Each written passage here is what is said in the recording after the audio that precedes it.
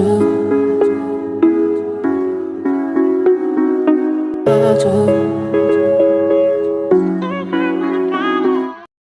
mo ba dito sa Canada, wala ditong jug na kagaya sa Pilipinas na magpaparefill ka ng mineral water or galing sa jug yung iniinom mo na tubig na mineral water.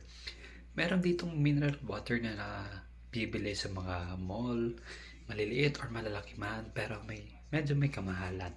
So, kung wala kang budget, dito ka sa faucet iinom.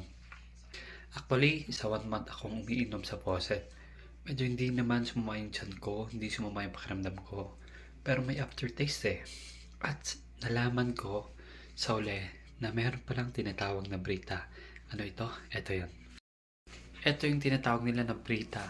Yung Brita isa siyang brand ng parang isa siyang pitzel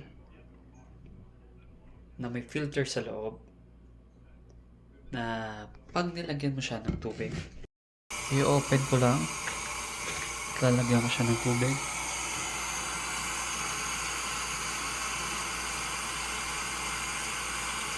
Nyo, nandyan yung tubig sa loob at nandyan yung filter. Pinifilter niya.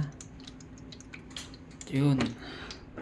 Filter niya yung tubig para maging malasa at mawala yung kung ano mang chemical na nandyan sa tubig no, na nagdudulot ng aftertaste.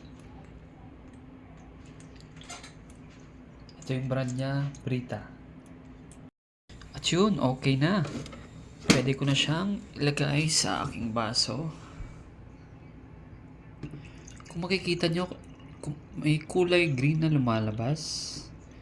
Kita nyo yan? Nagbiblink siya.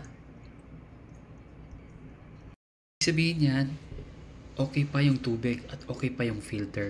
At pwede mo siyang magagamit up to 6 months yung water filter, no? Pero nagdedepende pa rin to sa inyong gamit. So, reminder lang, no? Hindi ito sa lahat nangyayari.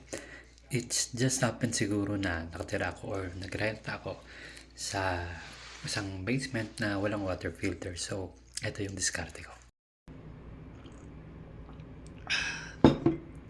Sana nakatulong ako sa inyo, especially sa mga baguhan dyan, no? So, eto lang yon, gusto ko lang i-share sa inyo yung experience ko at makatulong sa inyo. So, this is Ilonggo in Canada again. Thank you and God bless.